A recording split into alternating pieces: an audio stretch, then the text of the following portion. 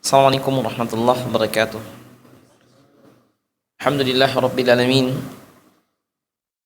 Assalatu wassalamu ala Rasulillah wa ala alihi wa sahbihi wa man tabi'ahum bi ihsanin ila yaumiddin. Amma ba'd. Qala subhanahu wa ta'ala fi kitabihil aziz, ya ayyuhalladzina amanu taqullaha haqqa tuqatih wa la tamutunna illa wa antum muslimun.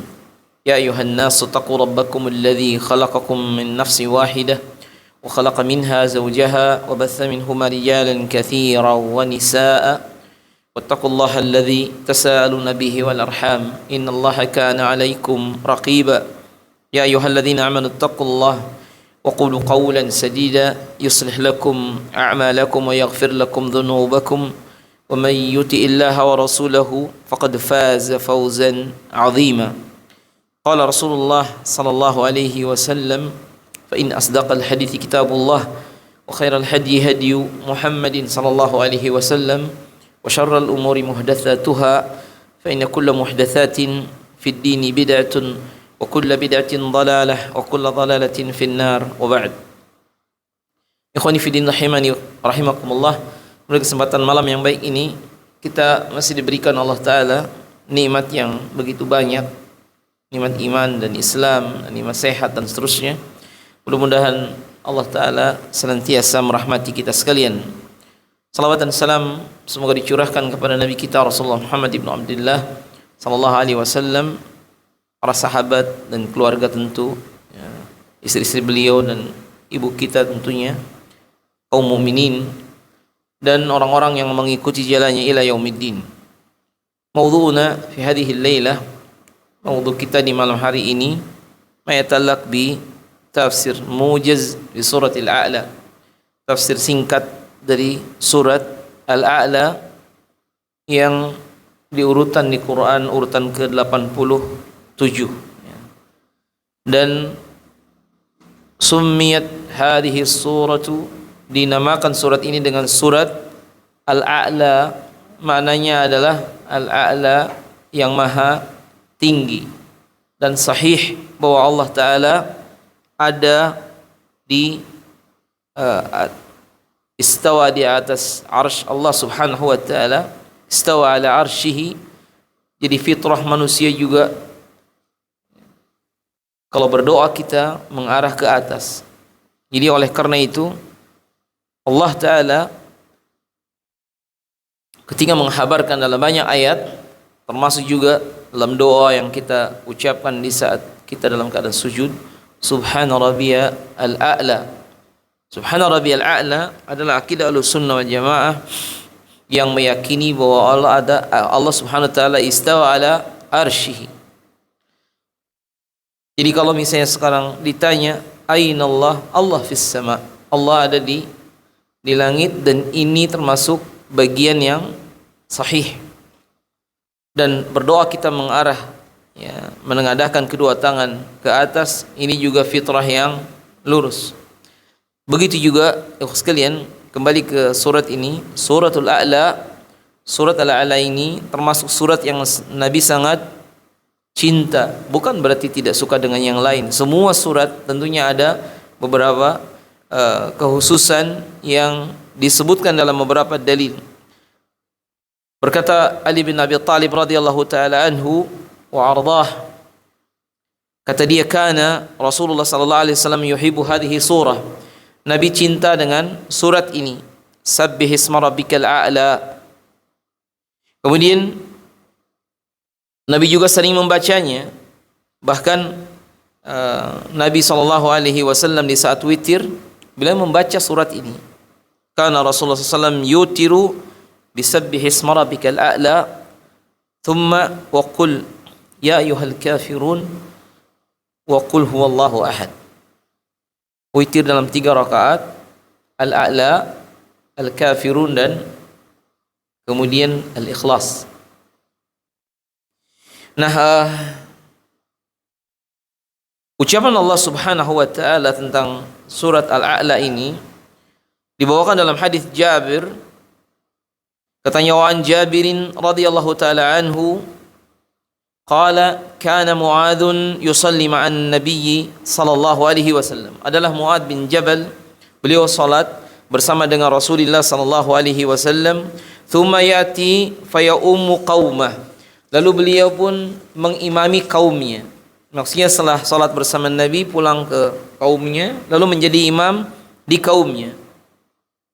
Fa shalla lailatan ma'an Nabi sallallahu alaihi wasallam al-isya. Waktu itu salat ya dengan Nabi salat Isya. Thumma ata qaumahu, lalu dia mendatangi kaumnya dan menjadi imam salat Isya juga, dan ini boleh hukumnya. Yang pertama dia bersama dengan Rasulullah pulang mengimami kaumnya. Sama sebagaimana suami salat Isya di masjid lalu kemudian pulang ke rumah menjadi imam untuk istri atau anak-anak perempuannya. Hukumnya boleh. Nah, cuma Mu'adz ini disebutkan tsumma ata qaumahu fa'ammahum. Lalu beliau menjadi imam kaumnya, kemudian faftataha bi suratil Baqarah, dan dia membacanya surat Al-Baqarah. Sampai kemudian Nabi SAW mengingatkan Mu'adz setelah ceritanya sampai, katanya wa fihi anna Nabi sallallahu alaihi wasallam li Mu'adzin radhiyallahu taala anhu iqra wasyamsi wadhuhaha, atau iqra wadhuha, atau wal laili idza yaghsha, atau sabbihisma rabbikal a'la. Di riwayat yang lain kan Nabi menegur keras, afatanun anta ya Mu'adz, apakah engkau akan menjadi orang yang tukang fitnah karena menjadi imam terlalu panjang bacaannya. Akhirnya Nabi mengucapkan, bacalah oleh engkau wahai Mu'adz ya wasyamsi wadhuhaha, atau surat ad-duha, atau juga surat al-lail, dan salah satu lagi adalah surat al-a'la. Berarti begitu ikhwan. Atau riwayat lengkapnya saya bacakan hadisnya. Shalla Mu'adz bin Jabal al-Ansari li ashabihi al-Isya.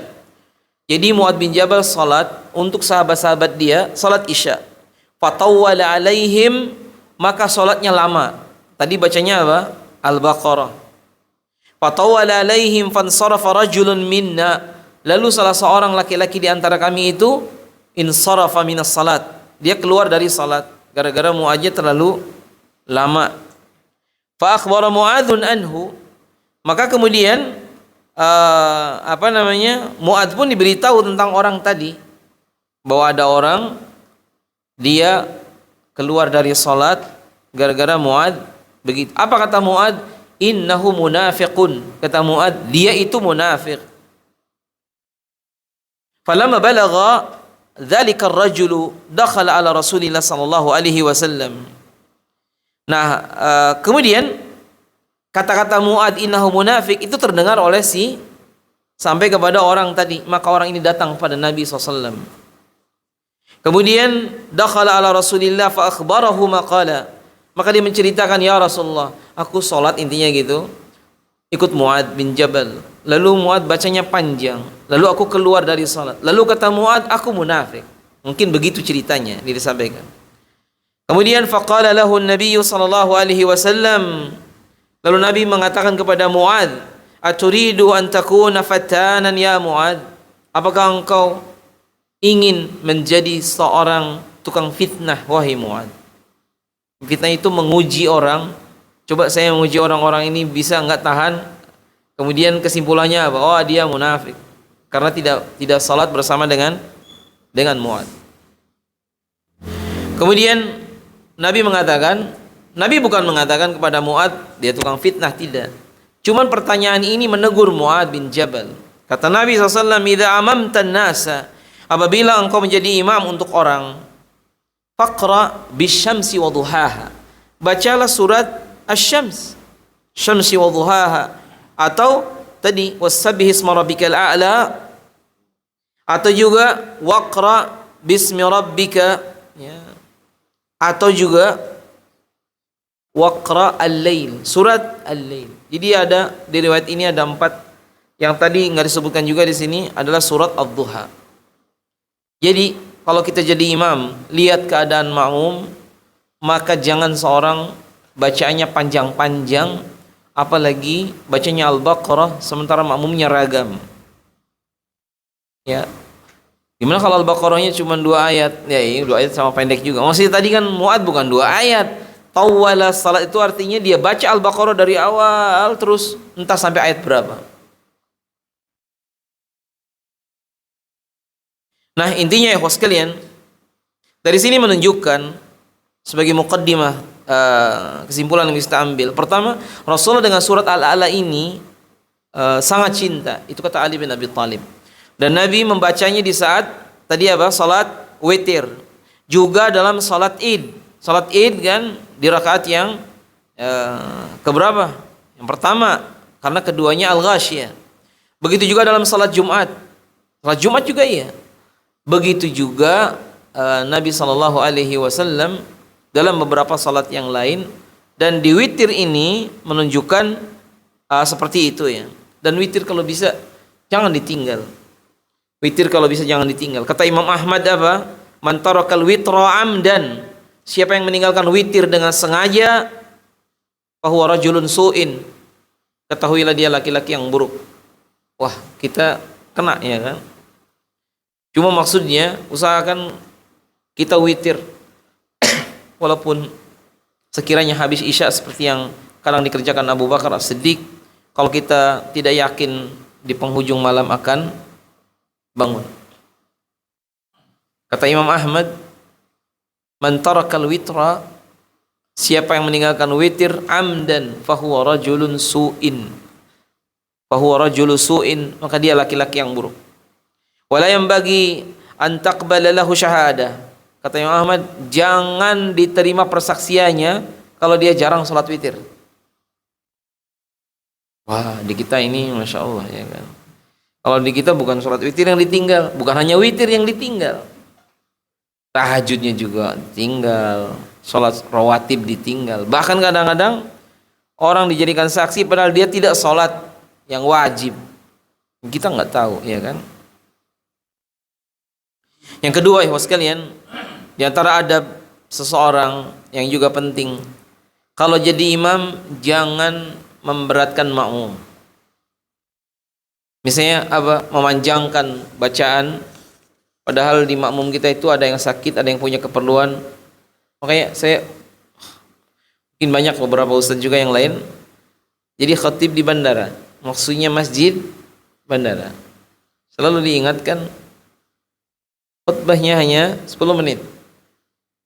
Dan banyak orang yang mau terbang jam 1, kadang jam 1 kurang. Jadi khutbah dan sholat harus selesai sebelum jam, kalau di kita sekarang sebelum jam setengah 12 harus sudah selesai semua. Atau bahkan jam 12:04 harus sudah selesai kadang-kadang. Makanya seperti ini kita harus tadi, apalagi kalau duhurnya misalnya masuknya udah setengah 12 kan masih bisa dan lebih cepat. Kemudian termasuk juga dijelaskan oleh beliau, hal hiya makkiyatun am madaniyah. Atau sebelum itu ada lagi satu lagi disebutkan di sini, ketika Rasulullah sallallahu alaihi wasallam membaca surat Al-A'la, dan ini dijelaskan dalam hadis Barra ibnu Azib menunjukkan Nabi SAW kecintaan beliau terhadap surat Al-A'la.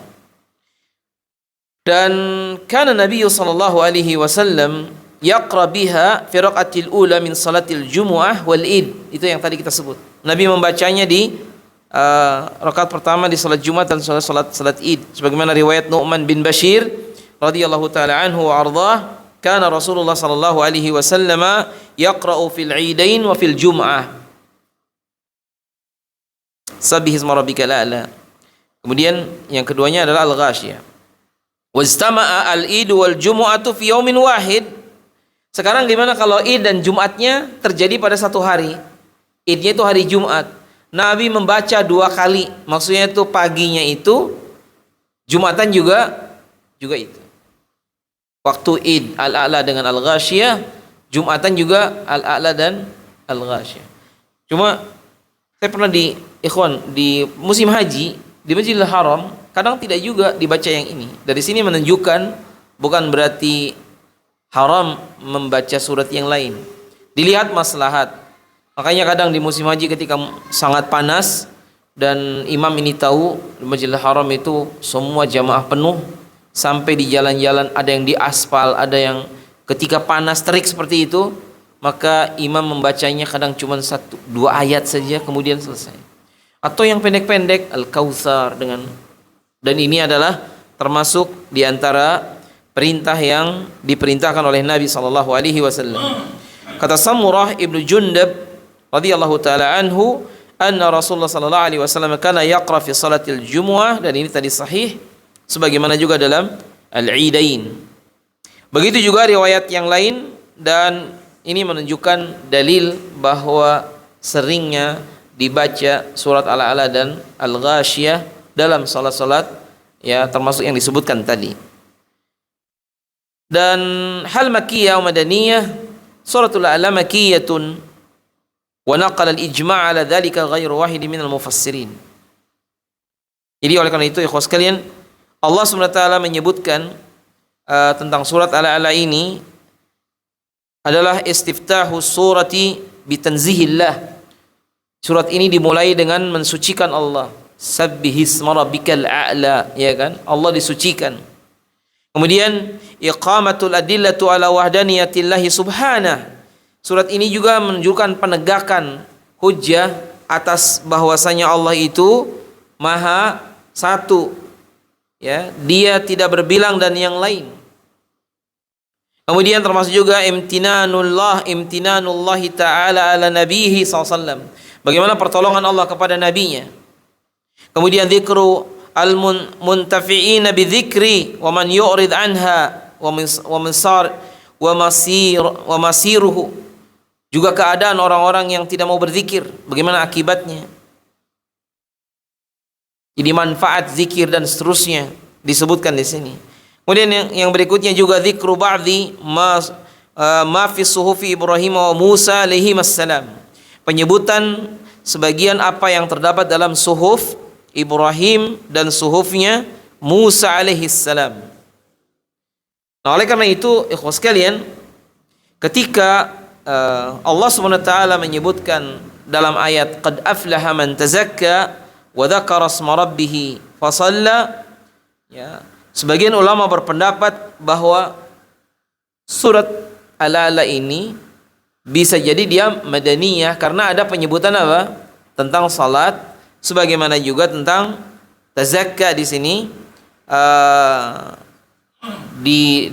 dijadikan alasan bahwa ini bisa jadi madaniyah. Tapi Allah taala alam, pendapat yang menyebutkan bahwa dia ini madaniyah hanya sebagian kecil dari kalangan para ulama. Yang banyak adalah makkiyatun. Bahkan tadi disebutkan 4 mazhab itu sepakat bahwa ini makkiyah. Allahu a'lam. Wa fi hadits al-Barra ibnu Azib, awalu man qadima alaina min ashabin Nabi sallallahu alaihi wasallam Mus'ab ibnu Umair. Orang pertama di kalangan sahabat yang datang ke Madinah adalah Mus'ab bin Umair. Kemudian Abdullah bin Ummi Maktum, atau juga Ummi Maktum. Ini sahabat yang awal-awal datang ke Madinah, Mus'ab bin Umair, kemudian ibnu Ummi Maktum. Faja'ala yukri'a ninal Qur'ana. Dan keduanya ini itu yang mengajarkan Quran kepada kami. Ini kata Barra ibnu Azib. Yang ngajari Quran kami itu 2 orang ini, Ummi Maktum dan Mus'ab bin Umair. Tsumma ja'a Ammar wa Bilal. Setelah itu datang 2 yang lain, beberapa orang yang lain, di antaranya Ammar ibnu Yasir yang ayah ibunya meninggal. Wa Bilalun, dan Bilal bin Abi Rabah. Wa Sa'd bin Abi Waqqas. Tsumma ja'a Umar bin Khattab. Ya, kemudian datanglah Umar bin Khattab, ya, ma'al ishrin, bersama 20 orang sahabat. Jadi ini ceritanya begitu. Datang Umar dan 20 orang sahabat. Thumma ja'an nabiyyu sallallahu alaihi wasallam. Lalu datang Nabi SAW. Fama ra'aitu ahlal madinati farihu bi syai'in. Maka kemudian orang-orang bergembira, dan kegembiraan mereka itu luar biasa. Kata Barra ibnu Azib, aku tidak pernah melihat kegembiraan orang-orang di Madinah kecuali ketika Nabi datang. Makanya di lampu merah yang masuk kota Madinah sekarang itu dulu disinyalir, wallahu alam, disitulah mereka menyambut Nabi SAW. Nah, kemudian disebutkan oleh rawi, hatta ra'aitul wala'ida wasibyana, sampai-sampai kata dia, sibyan, anak-anak kecil, termasuk juga para wanita, yaquluna hadza Rasulullah, mereka mengatakan itu adalah dia Rasulullah sallallahu alaihi wasallam, qad jaa, dia telah datang dengan segala kegembiraan. Hatta qara'tu sabbih isma rabbikal a'la, dan sampai kemudian aku membaca ya sabbih isma rabbikal a'la. Seperti itu, ikhwan. Dari sini menunjukkan bahwasanya orang yang pertama datang ke Madinah, wallahu taala alam, dia adalah Mus'ab bin Umair, kemudian Abdullah bin Ummi Maktum. Kemudian berarti apa? Kedua orang ini telah mengajarkan surat Al-A'la. Faham tidak maksudnya, ikhwan? Kata Bara ibnu Azib, ketika Nabi datang, para wanita mereka dan anak-anak dan semua orang bahagia. Dan mereka mengatakan, ini dia Nabi datang pada kami. Sampai kami membaca surat Al-A'la. Berarti orang-orang di Madinah, mereka telah memahami surat Al-A'la sebelum Nabi datang. Iya kan? Padahal Nabi datang itu hijrah, berarti Al-A'la ini ya diturunkan sudah sebelum hijrah. Berarti Al-A'la ini Makkiyah, dan ini yang dirajihkan. Bisa difahami ya, tadi ceritanya seperti itu. Baik, ikhwas sekalian, surat Al-A'la ini coba kita lihat ayat yang pertama. Allah Ta'ala berfirman, sabbih isma rabbikal a'la. Artinya sucikanlah. Sabbih ini artinya fi'il amr, sucikanlah ya nama Allah Ta'ala Al-A'la, yang maha tinggi. Sabbih isma rabbikal a'la. Pertama, sabbih ini artinya perintah agar kita mensucikan, termasuk mensucikan Allah dari semua sifat yang naqis. Makanya kalau dikatakan dalam Quran, lam yalid wa lam yulad, di surat Al-Ikhlas, Allah tidak punya anak dan tidak diperanakan. Ini menunjukkan bahwa sifat Allah Ta'ala kesempurnaannya, tidak punya anak dan tidak juga diperanakan.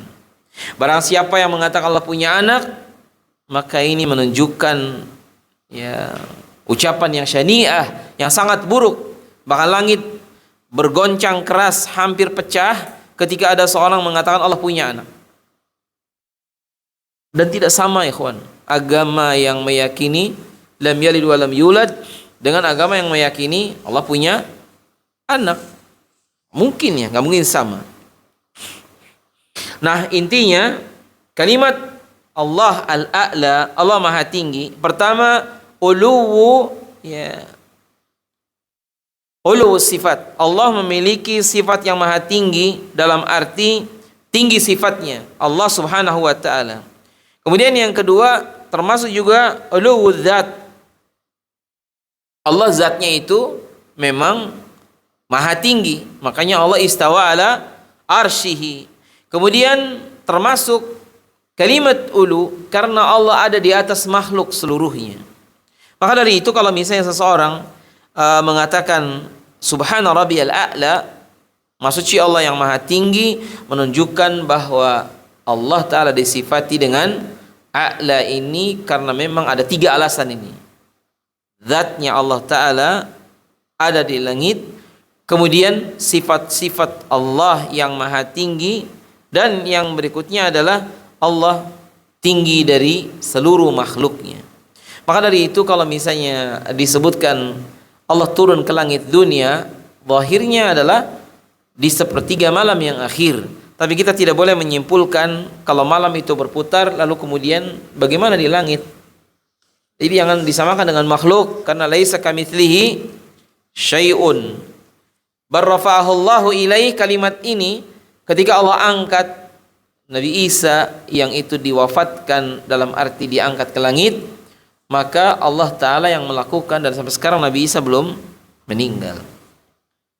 Baik, alladzi khalaqa fasawwa. Jadi iftataha Allah Ta'ala hadhihi surat al-karimah bi khitabi nabiyhi sallallahu alaihi wasallam qailan lahu nazzih rabbak, begitu ya.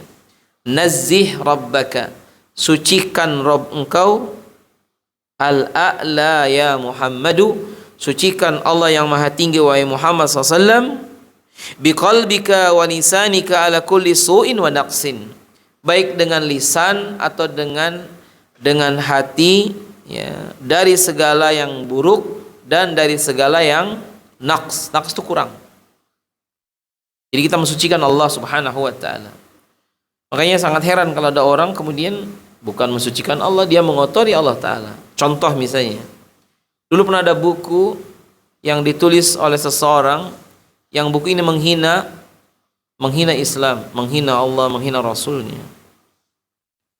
Walaupun buku ini ditulis oleh entah mungkin seorang non muslim, dia mengatakan bahwasanya Nabi naik buruk, lalu buruknya ini tabrakan dengan pesawat Amerika, lalu jatuhlah Nabi itu di India, jadi namanya Mahon.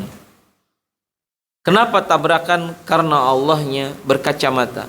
Subhanallah amma yaqulun uluwan kabira. Kayak orang Yahudi, Allah itu tangannya maglulah, terbelenggu. Bal yadahu mabsutatan, bahkan kedua tangan Allah terbentang. Atau juga mereka mengatakan Allah itu kecapean setelah menciptakan bumi dan langit, sehingga Allah istirahat di hari Sabtu atau Minggu ya. Yahudi meyakini di hari Sabtu, Nasrani meyakini di hari Minggu. Jadi Allahu Akbar, kalimat yang syani'ah. Lebih buruk lagi, kawan, Allah punya anak. Ini kan buruk sekali. Jadi nggak sama orang yang meyakini Allah punya anak dengan kita yang meyakini bertauhid, lam yalid wa lam yulad.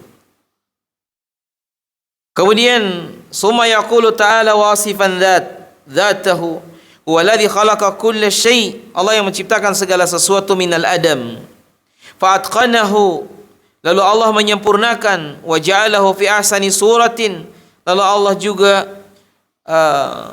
membentuk dengan seindah-indahnya bentuk, walladzi qaddara maqadiral khalaiq, Allah menakdirkan segala ketetapan makhluk, fahada kulla makhluqin li tahsili masalihihi, Allah Ta'ala memberikan hidayah kepada segala makhluknya untuk menyampaikan kepada maslahat semuanya.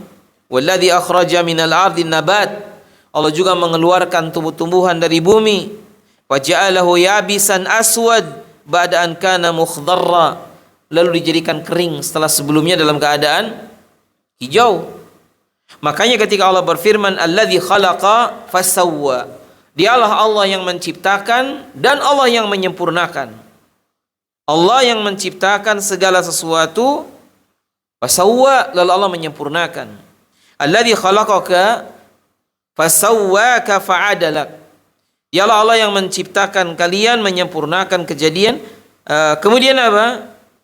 Menjadikan sesuatu itu fa'adalak, seimbang. Ada makhluk yang kecil banget, ikhwan, kepalanya gede, kan ada. Badannya kecil, kepalanya. Ada binatang yang tidak ada kakinya tapi bisa jalan. Ada lagi yang modelnya kaki depan sama belakang tidak sama panjangnya. Ada juga yang dia segala macam binatang, ikhwan. Sampai-sampai kalau kita lihat, ternyata dalam kedalaman 100 meter di bawah permukaan atau tanah, kadang-kadang airnya masih ada binatang-binatang kecil.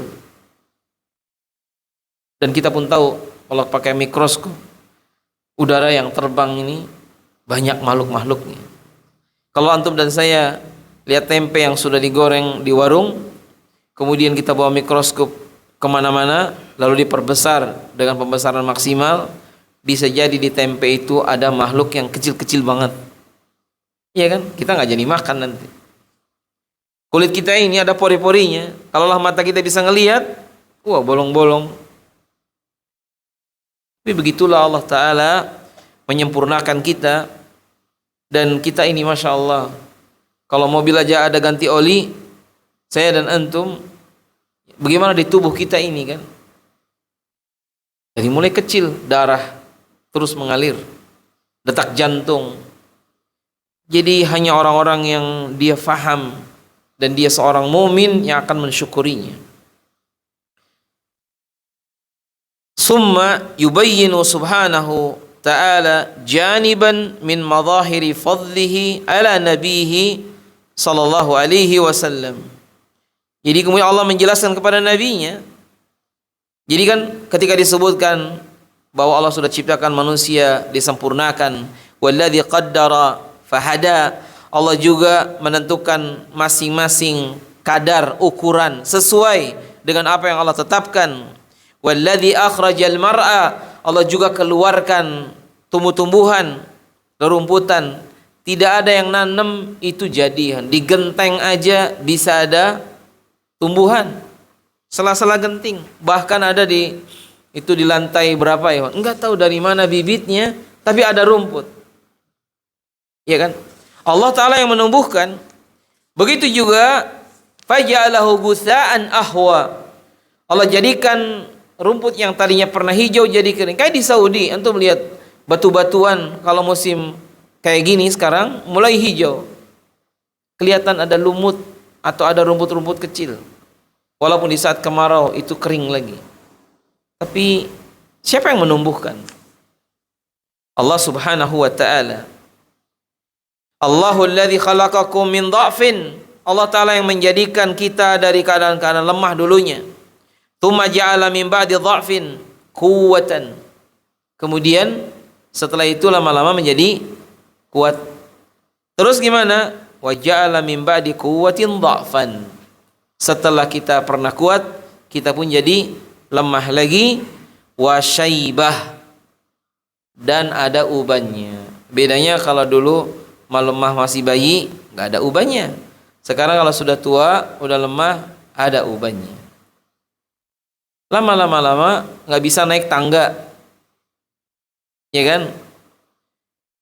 Ya, umur 30, umur 20 yang dibawa kemana-mana minyak wangi sampai umur berapa ya? Mungkin 40.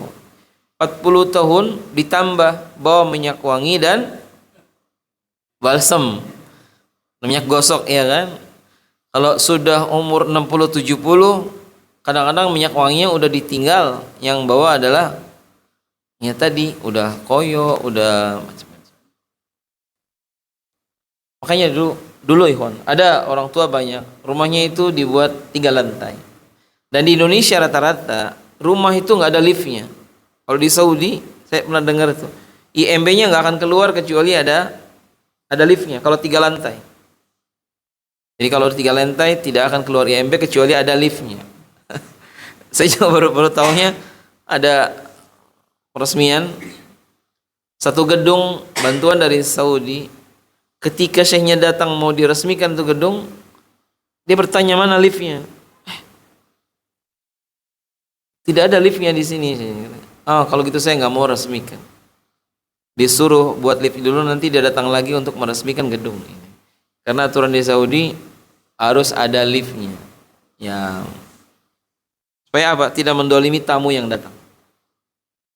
Jadi kalau masjid atau apa. Nah, orang ketika sudah tua umurnya, akhirnya dia semakin jarang naik ke lantai 3. Akhirnya dia cuma di bawah saja. Hari ini banyak jamaah umrah.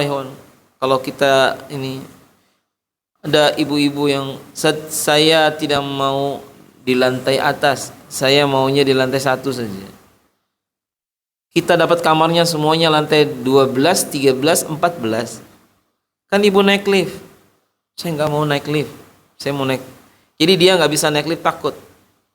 Dapatnya dia lantai 14, ikhwan. Kebetulan ini masih agak bisa naik tangga. Dia coba naik tangga, wah langsung bayangkan 28, 30 bahkan ya. Akhirnya dia belajar naik lift. Dan tadi orang yang lain lagi tadi, ya, ketika liftnya ada kerusakan, dia tidak mungkin naik tangga walaupun ke tempat makan. Ini sekalian kita menunjukkan memang begitu. Lama-lama kita akan lemah lagi. Kalau sudah ada uban, berarti itu tanda-tanda dia sudah mulai melemah, ya kan? Perlu banyak dipijit dan seterusnya. Keadaan kita sama, semua kita sama, ya kan? Kemudian baru Allah Ta'ala memerintahkan nabinya, ya Muhammadu, katanya, sanulhimuka ya Muhammadu qiraatal Quran. Karena Allah berfirman, sanuqri'uka fala tansa. Dan Nabi dapat teguran pernah, bukan teguran dari Jibril, mengatakan Allah ceritakan di dalam surat Al-Qiyamah, la tuharrik bihi lisanaka litajala bi. Inna alaina jam'ahu wa Qur'ana. Karena Nabi khawatir ketika dibacakan Jibril, kemudian yang tadi baru lewat mungkin dalam keadaan khawatir lupa, maka Nabi buru-buru mengulang. Maka Allah Ta'ala menyebutkan, la tuharrik bihi lisanaka litajala bi. Jangan gerakan lidahmu untuk baca Quran karena ingin i'tijal atau cepat-cepat. Apa kata Allah? Inna alaina jam'ahu wa Qur'ana. Jadi Allah yang menjamin bahwa engkau akan mudah menghafalnya dan tidak akan lupa, dan juga termasuk apa? Di dada Nabi SAW. Makanya Jibril di saat Ramadan itu bermurajaah Nabi dengan Jibril alaihissalam. Kata Allah, maknanya di sini adalah fatahfadhuhu fi sadrika ya Muhammad. Kami akan jadikan engkau hafal di dadamu. Wala tansahu, engkau tidak akan menjadikan lupa. Dan ada sedikit adab kalau kita lupa dengan ayat, jangan bilang nasitu, saya lupa, tapi bilangnya apa? Nusitu, saya dilupakan. Banyak beberapa santri waktu masih jadi santri, Masya Allah, dia kan kadang setoran sehari ada yang 5 juz sekali duduk. 5 juz Pak, cuma dikasih minum aja. Setelah lama lulus, Ustadz katanya, saya sudah lupa dengan juz 6, juz ini. Allahu Akbar. Jangan bilang lupa, tapi nusitu, saya dilupakan. Oleh karena itu menjaga hafalan umumnya lebih sulit daripada menghafal. Tapi jangan juga antum kesimpulannya, kalau gitu lebih baik kita tidak menghafal sehingga tidak hilang hafalan. Iya, gimana hilang hafalan orang dia tidak menghafal, ya kan? Itu hujah syaitan saja. Jadi tetap kita berusaha menghafal walaupun kita harus bersungguh. Makanya ada nasihat dari salah seorang ustadz yang saya ketemu. Kalau kita ingin tidak dilupakan, usahakan membaca satu ayat 70 kali. Setelah hafal 70 kali dibaca, insya Allah hafal tuh ayat. Apalagi cuman alif lam mim, masa nggak hafal alif lam mim? Gak usah 70 kali sudah hafal. Ayat keduanya dibaca 70 kali, insya Allah hafal. Berarti ayat ke-1 dan kedua dibaca 70 kali. Kan udah 2 ayat. Sekarang ayat ketiga baca 70 kali. Setelah itu insya Allah hafal 70 kali kan. Baca ayat 1, 2, dan 3 sebanyak 70 kali, insya Allah hafal. Hitungan 70 ini bukan rumus ini. Ini hanya metode saja supaya kita bisa menjaga hafalan. Nah, kemudian Allah Subhanahu wa taala ketika memerintahkan nabinya agar apa? Nusahilu alaika af'alal khair wa aqwalahu. Jadi ini menunjukkan bahwasanya Nabi akan Allah Subhanahu wa taala berikan banyak kemudahan. Makanya disebutkan di sini ketika Allah taala berfirman sanuqri'uka fala tansa illa ma sya'allah innahu ya'lamul jahra ma yakhfa. Kecuali kalau Allah menghendaki, sesungguhnya Dia Maha tahu ya apa-apa yang itu nampak dan apa-apa yang tersembunyi. Disebutkan dalam surat Al-Baqarah, "Ma nansakh min ayatin aw nunsiha na'ti bi khairin minha aw mithliha." Ayat yang kami batalkan atau kami hilangkan dari ingatan, pasti kami akan ganti dengan yang lebih baik. Intinya ini Allah Ta'ala memberikan penjelasan kepada nabinya dan dijanjikan bahwasanya nuyassiruka lil yusra, kami akan berikan engkau kepada jalan yang artinya jalan yang mudah. Dimudahkan oleh Allah Subhanahu wa taala Sebagaimana dimudahkan dalam agama ini, samhan. Saman itu mudah. Sesungguhnya Islam itu dinus samhah, agama yang mudah. Maksudnya gimana? Allah ketika perintahkan satu syariat, itu pasti kita bisa mengerjakan. Contoh, puasa Ramadan 1 bulan, berarti kita tuh bisa mengerjakan Ramadan 1 bulan.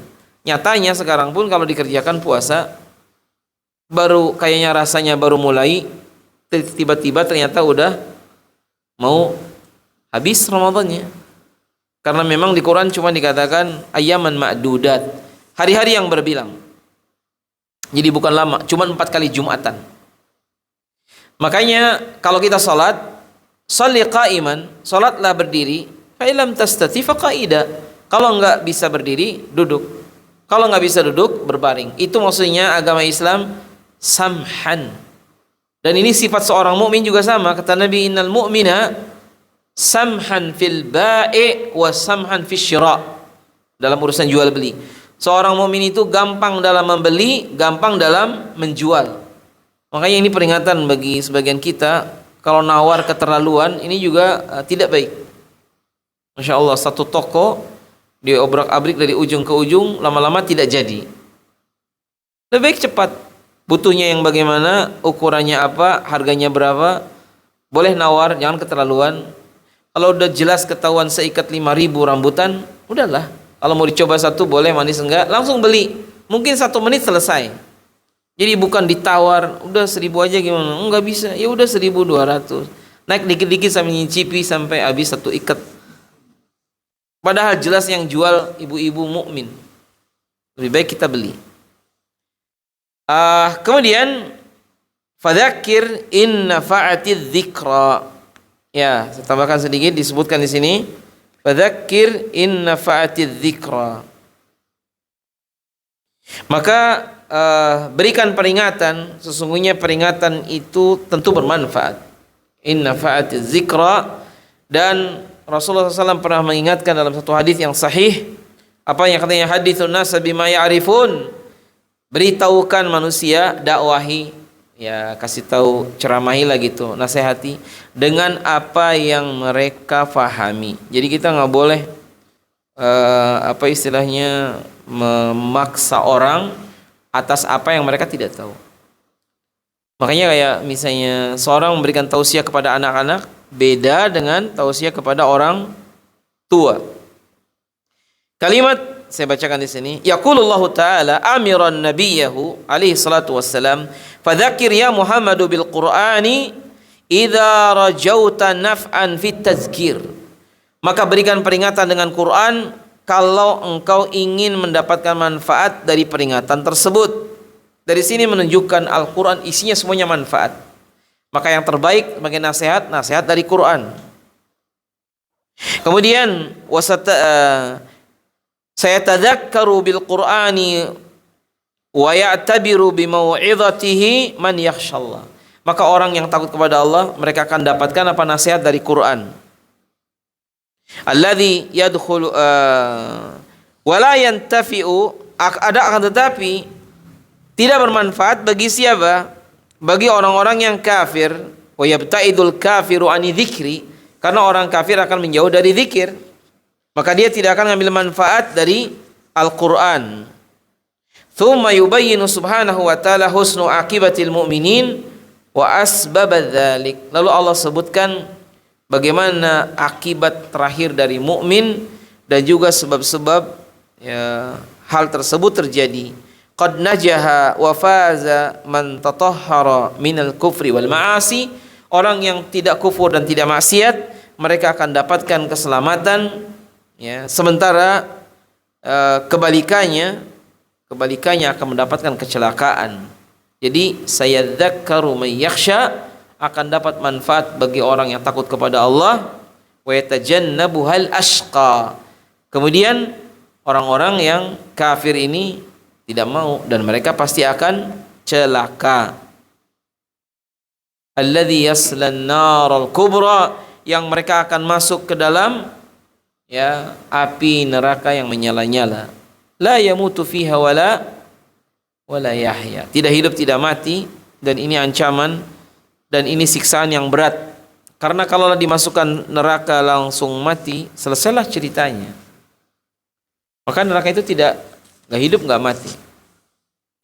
Dan disebutkan dalam salah satu hadis Rasulullah sallallahu alaihi wasallam, "Amma ahlun nari alladhi hum ahluha fa innahum la yamutuna fiha wa la yuhyaun."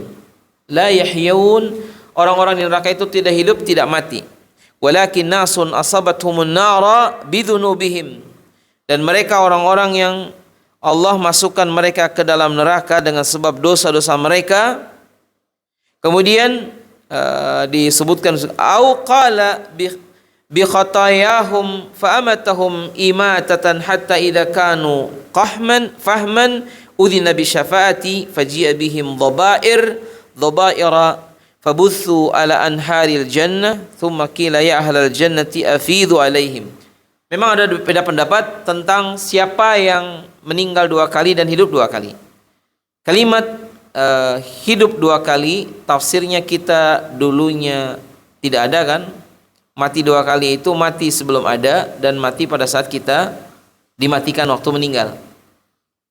Pendapat yang lain, mati 2 kali itu mati saat kita meninggal, dan matinya orang yang jahannamiyun saat mau dilemparkan ke Nahrul Hayat itu mereka dimatikan.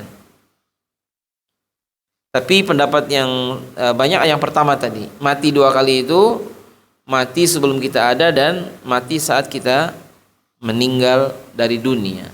Hidup 2 kali, hidup ketika kita lahir usia 4 bulan di perut ibu kita kan ditiupkan roh, kita hidup.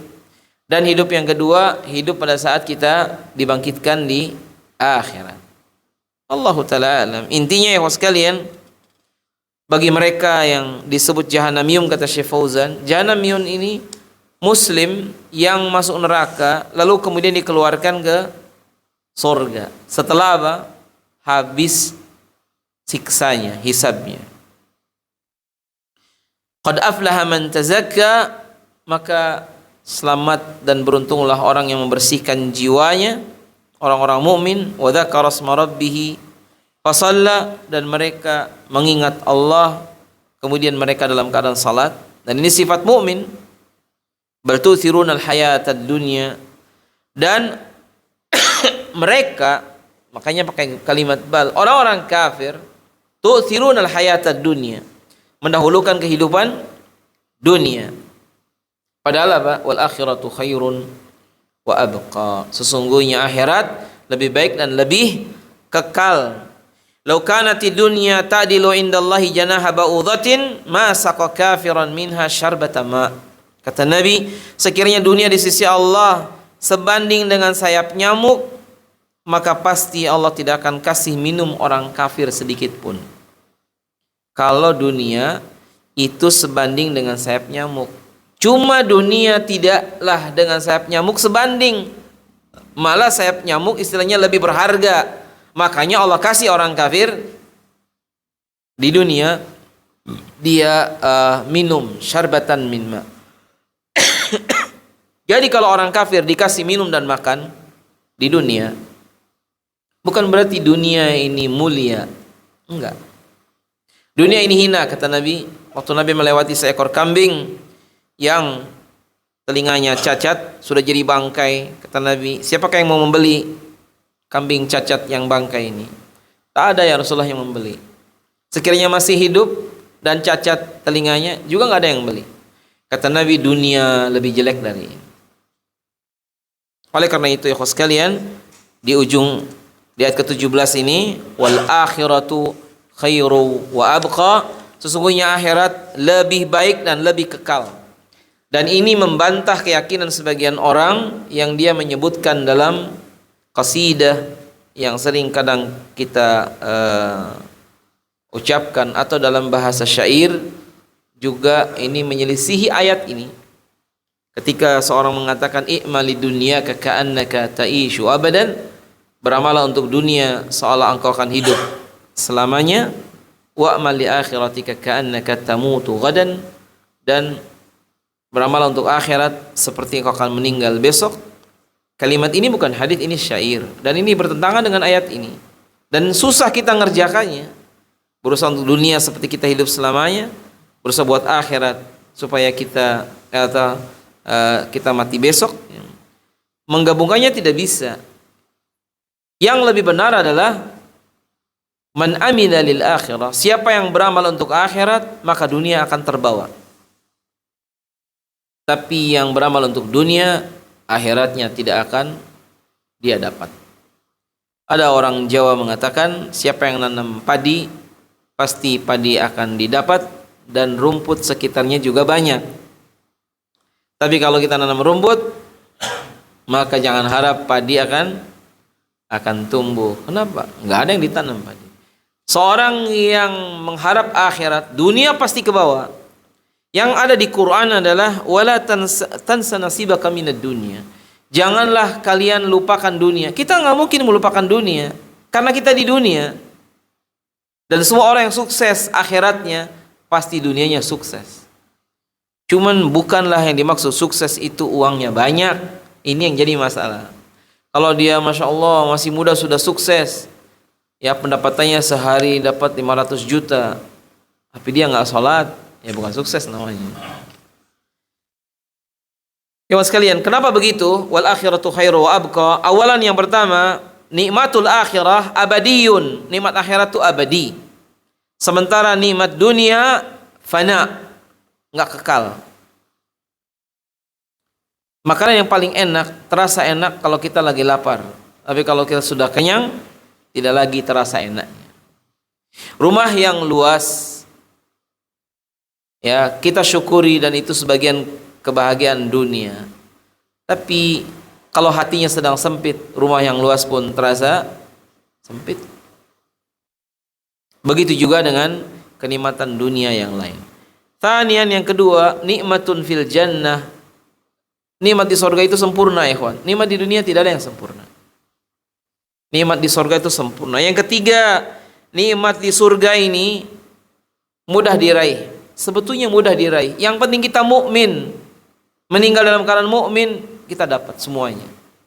Nikmat di dunia itu perlu perjuangan, betul tidak? Nikmat akhirat diberikan Allah semuanya kalau kitanya masuk surga. Makanya bagi orang yang tidak pernah punya emas, jangan pernah sedih karena nggak punya emas. Yang penting kita masuk surga. Nanti ada 2 surga kata Nabi, jannatani aniyatuhuma min fiddah. Ada 2 surga yang perabotnya semua emas. Kita di dunia sahih punya rumah itu satu nikmat yang besar. Supaya apa kalau orang nanya, aina taskun, di mana rumah Anda? Askunu fi syari kadza fi Madinah Semarang. Saya tinggal di kota Semarang, jalan ini nomor sekian. Tapi yang paling penting ikhwan, punya rumah di sorga. Jangan sampai di dunia punya rumah banyak, di akhirat tidak punya rumah di sorga, berarti dia di neraka. Kemudian yang keempat, ya bahwasanya nikmat sorga itu tidak setiap saat ada. Istilahnya tidak kenal musim. Beda kayak kita di dunia. Mau cari durian, ada saya ditanya salah seorang ini yang mau datang, tolong kalau ada durian. Ya Syekh, durian ini belum ada, belum musim. Di dunia harus begitu. Ada seorang istri, dia ngidam, ya kan, pengen rambutan. Di musim yang rambutan tidak ada, tidak mudah nyarinya. Seperti seorang cari pecel di Mekah, ya kalau sekarang banyak tukang pecel di Mekah. Kalau dulu susah, ya kan. Atau dia pengen cari gorengan, ya dan sekarang banyak, kalau dulu tidak mudah. Intinya itu di sorga nikmatnya terus-terusan, di dunia enggak. Yang kelima, ya di akhirat sekali lagi di sorga nikmatnya itu tidak ada membawa kotoran. Di dunia apa yang coba lihat di bawah rumah-rumah kita mengalir urusan saluran WC. Kalau di sorga tajri min tahtihal anhar, mengalir di bawahnya sungai-sungai. Ada waktu Syekh menjelaskan ayat ini, dia bertanya gitu kepada semua yang hadir. Coba periksa di bawah rumah-rumah kita apa yang mengalir. Di sorga ini adanya sungai-sungai, sungai air yang jernih, sungai susu, sungai madu. Kalau di dunia yang mengalir di bawah rumah kita adalah kotoran semua. Ya, kemudian inna hadza la fi suhufil ula, suhufi Ibrahim wa Musa. Jadi intinya ya sekalian, suhuf itu adalah wahyu Allah yang berbentuk lembaran. Kita pun tidak tahu hari ini. Dan Nabi Ibrahim dan Nabi Musa disebutkan suhufi Ibrahim wa Musa. Dan sekali lagi kitab-kitab sebelum Quran itu sudah muharraf, sudah diselewengkan, ditambah dan dikurang oleh mereka, orang-orang jadi rahib dan juga para pendeta dan seterusnya. Sementara Al-Quran dijaga oleh Allah Ta'ala. Oleh karena itu cukuplah bagi kita untuk hanya mengkhususkan membaca Quran, tidak perlu membaca yang lain. Ibnu Taimiyah membolehkan dengan syarat apa? Dia harus alim dan ada alasan syar'i. Misalnya seorang yang mau mendebat atau dia mau menegakkan hujjah, tapi dia harus alim. Jangan sampai ya kan tujuannya dia baca ini, akhirnya lama-lama dia yang di kepalanya syubhat yang muncul. Oleh karena itu kalau jelas itu membahayakan, maka sebaiknya jangan. Maka usahakan kita mencukupkan diri dengan membaca Al-Quran dan tidak membaca kitab-kitab yang lain yang hari ini jelas sudah muharram. Intinya disebutkan di bagian akhir dari penjelasan di tafsir surat ini bahwa Allah Subhanahu wa taala ketika menjelaskan kepada kita fadzakir inna fa'ati dzikra sayadzakaru may yakhsha, menunjukkan bahwasanya ada orang-orang yang dikasih peringatan tapi nggak ada manfaat. Jadi sebagian orang dikasih peringatan tidak manfaat, dan mereka orang-orang yang kafir sudah menolak apa yang disampaikan kepada mereka dari peringatan Allah Subhanahu wa taala. Maka mudah-mudahan setiap kita kalau dibacakan Quran dan kita mentadabburinya menjadi ingat dan bermanfaat, maka insya Allah setiap kita akan mendapatkan manfaat darinya. Pada akhirnya ikhwan, setelah kita meninggal, maka orang hanya ada dua macam saja. Pertama penduduk surga dan kedua penduduk neraka. Dan itu di dunia hari ini isinya cuma dua saja. Jadi orang yang kita ketemu di pasar di mana, mereka itu mungkin nantinya ke surga dan mereka bisa jadi masuk neraka. Cuma dua. Kalau kita di ruangan besar, banyak orangnya ribuan, mereka ini sesungguhnya hanya ada dua golongan saja, yang ke surga dan ke neraka. Di pasar juga sama. Oleh karena itu ayat ini mengingatkan kepada kita agar setiap kita berusaha untuk istiqamah sampai kita diwafatkan dalam keadaan mukmin. Nasallallahu taala yanfa'na bima sami'na. Semoga Allah taala memberikan yang manfaat atas apa yang baru kita dengar dan sekilas tentang surat Al-A'la, dan bisa untuk melihat sumber-sumber yang lainnya, beberapa tafsir untuk menambahkan pengetahuan kita. Nah, tadi hanya ringkas mujaz, sesuatu yang sangat pendek kita jelaskan. Walaupun demikian mudah-mudahan ada manfaatnya untuk saya dan antum dan semua kita. Nasallallahu taala an yaj'alana jami'an min ahli sa'adah fid dunya wal akhirah, wa naqtafi bi hadza sallallahu ala nabiyyina Muhammadin wa ala alihi washabihi ajma'in. Assalamualaikum warahmatullahi wabarakatuh. Padahal kalau ada yang mau ditanyakan, silakan Pak. Bismillah. Waalaikumsalam warahmatullahi wabarakatuh. Imam. Oh iya, bersama Nabi. Imam.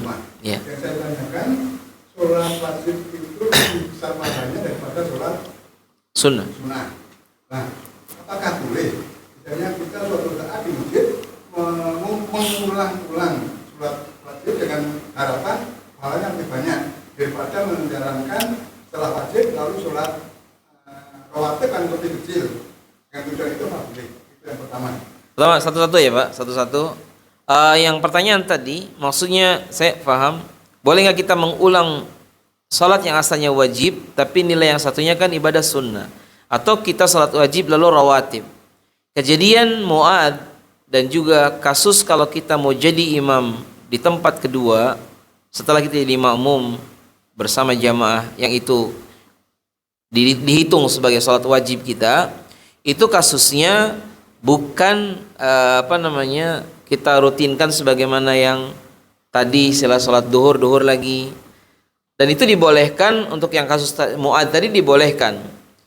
Sebagaimana kita dibolehkan, misalnya saya sholat duhur berjamaah sudah, kemudian kira-kira jam 1:04 datanglah kawan, dia sholat sendirian, maka saya boleh menemani dia jadi imamnya, kita jadi makmumnya untuk menggenapkan dia berjamaah. Walaupun Syekh Nasir Al-Albani berpendapat kalau kita datang ke satu masjid jami', kemudian sudah selesai salat jamaah, saya datang belakangan, kita tidak perlu membuat jamaah baru. Kita datang salat munfarid dan kita dapat pahala jamaah kalau terlambatnya kita karena udzur syar'i. Misalnya saya datang ke masjid tadi, kebetulan saya ingin ke kamar mandi, antrian di kamar mandi, saking lamanya kita masuk masjid, jamaah sudah selesai, maka kita tidak usah buat jamaah baru, sholat sendiri dan pahalanya sama dengan sholat jamaah. Kecuali dibolehkan kalau kita safar, kita buat jamaah, datangnya baru datang, ini sudah selesai, kita jamaah qashar apalagi, itu dibolehkan. Seperti di masjid ya rest area, ya kan, datang bergelombang orang berjamaah boleh. Tapi yang bagus memang satu masjid jangan ada pojok sini jamaah ada 4 orang, di sini 7 orang, jangan. Jadi yang tadi kasus Mu'adz bin Jabal salat bersama Nabi jadi makmum, kemudian dia pulang ke kaumnya lalu jadi imam. Mana yang wajib, mana yang sunnah bagi dia? Yang bersama dengan Nabi dia yang wajib. Ketika ke kaumnya butuh untuk dia jadi imam, maka dia posisinya menjadi sesuatu yang sunnah walaupun yang dikerjakan sholat wajib. Dan ini boleh, tidak apa-apa. Terus tadi pertanyaannya, banyak mana pahalanya dengan kita sholat rawatib? Bagi Mu'adz yang seperti ini karena diperlukan. Di zaman waktu itu masyarakat juga belum kayak sekarang ya. Tapi kalau misalnya seorang bapak-bapak di rumahnya untuk anak istrinya kebetulan misalnya sakit atau istri dan anak-anak perempuan lalu jadi imam, maka kasusnya seperti Mu'adz dan itu boleh. Apakah dia ada rawatib? Dia juga ada rawatib. Kalau kita mau rawatib di rumah bisa, habis itu kita, jadi tidak saling menghilangkan. Dan posisi tadi bukanlah posisi rawatib, tapi itu sholat yang wajib, tapi nilai bagi dia hukumnya sunnah, gitu ya Pak ya? Ya, betul. Yang kedua, apakah pahala bagi imam dan bagi makmum sama? ya. Dan juga termasuk apabila jamaahnya banyak dan sedikit, apakah itu juga sama? Mau menjelaskan terima kasih. Wassalamualaikum warahmatullahi wabarakatuh. Ya, Masya Allah, bagus pertanyaannya. Antara pertama sebelum walaupun nggak ditanyakan, antara imam dengan muazzin manakah pahala yang lebih banyak? Terjadi khilaf di antara ulama. Sebagian merajihkan muazzin lebih banyak pahalanya. Sebagian merajihkan imam lebih banyak pahalanya. Allahu a'lam. Yang jelas kebagian semua, banyak beberapa masjid, saya pernah hadir di satu masjid, muadzinnya beliau, Masya Allah. Tapi kemudian makmumnya juga cuma saya tok, ya kan? Dianya muazzin, dia juga yang qomat, dia jadi imam. Coba saya tanya, ini kenapa kok nggak ada orang siapa-siapa? Ya Pak, katanya, ini masjid ini nggak tahu katanya. Padahal bukan di tempat yang jauh. Maksudnya banyak rumah-rumah. Kata gara-garanya, wallahu alam, kemarin itu pas ada waladhdallin hanya beberapa orang, lalu yang nyebut amin begitu rame. Jadi orang-orang takut ini masjid ini pada cuma berempat, yang aminnya itu banyak. Sampai katanya wallahu alam itu dikhususkan sekarang untuk masjid. Jadi mereka buat lagi karena dianggap di situ banyak jin. Sebenarnya kalaupun yang ada ucapan aminnya rame itu nggak apa-apa ya. Bahkan kita kalau sholat sendiri disunahkan dikeraskan. Misalnya antum sholat sendirian, ya isya, ya atau katakanlah tahajud, boleh nggak apa-apa. Jadi Al-Fatihah dikeraskan. Kalau pas waladhdallin lalu di belakang kita ada yang amin, banyak orangnya, ya nggak apa-apa, nggak usah nengok, ya kan. Begitu habis sholat nggak ada siapa-siapa, ya berarti antum jadi imamnya, nggak ada masalah. Ya. Berarti jinnya ikut sholat.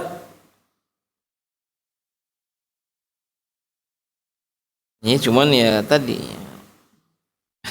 Jadi intinya muadzin dengan imam ada khilaf mana yang banyak. Wallahu a'lam. Yang jelas biasanya wallahu a'lam ya. Kalau di Saudi karena imam dan muadzin digaji. Gaji imam tuh rata-rata lebih besar daripada yang muadzin. Ya mungkin bukan gaji dalam arti ininya. Itu hadiah dari pemerintah. Di kita pun harusnya begitu. Nah, sekarang kita jadi imam dalam salat. Ya kan? Kemudian maksudnya tadi dengan kalau banyak jumlahnya apakah pahalanya lebih banyak? Allahu a'lam. Intinya sih kita berusaha untuk melaksanakan sholat mengajak orang lain. Kalau untuk banyak sedikit jumlah itu memang yang afdol, Pak. Afdoliyahnya kalau kita cari masjid, cari yang jamaahnya banyak. Makanya kalau dekat sih kita kalau duhur di Masjidil Haram, Pak. Asarnya gimana? Asar Masjidil Haram juga. Maghribnya di Masjidil Haram. Isya'nya Masjidil Haram. Cuma rumah kita ada di sini, terus gimana, ya kan? Maka carilah, Mas. Jadi jangan kayak ada orang di Tembalang, saya sholatnya selalu di Mekah tadi. Saya cuma orangnya ada di Tembalang, ada di Mekah. Ternyata dia ikut ajaran sufi. Maka saya bilang, Pak, ini belum duhur di Mekah. Ah, kamu bisa aja. Iya, ayo kita telepon. Saya punya kawan, masih jam 8 pagi dia udah, tuh Pak, ini jam 8 pagi. Ketahuan bohongnya. Tadi ya saya sudah nggak kayak sama kayak kamu. Saya sudah hakikat. Kamu masih syariat. Masih ada zaman sekarang ya kayak gitu. Hati-hati pokoknya itu jangan diikuti. Intinya tadi ya Pak, intinya kita berusaha untuk tadi. Kalau jamaahnya banyak, alhamdulillah, ya kan. Imamnya juga mungkin lebih semangat. Tapi itu tidak merubah keikhlasan. Tidak merubah keikhlasan. Sama ya, ikhlasnya sama. Cukup? Ya. Ya, baiklah, kita cukup sampai di sini. Allahu taala alam bissawab. Sallallahu ala nabiyina Muhammad wa ala alihi wasallam ajmain. Assalamualaikum warahmatullahi wabarakatuh.